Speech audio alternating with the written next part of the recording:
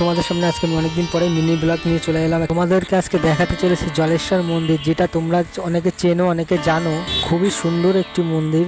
তো গাইস, এই মন্দিরে প্রত্যেক বছর চৈত্র মাস নীল পুজোর দিনে পাশেই বিরাট বড় একটি সান বাঁধানো পুকুর থেকে শিব ঠাকুরকে তোলা দেখার জন্য প্রচুর পরিমাণে ভিড় হয়ে থাকে এখানে।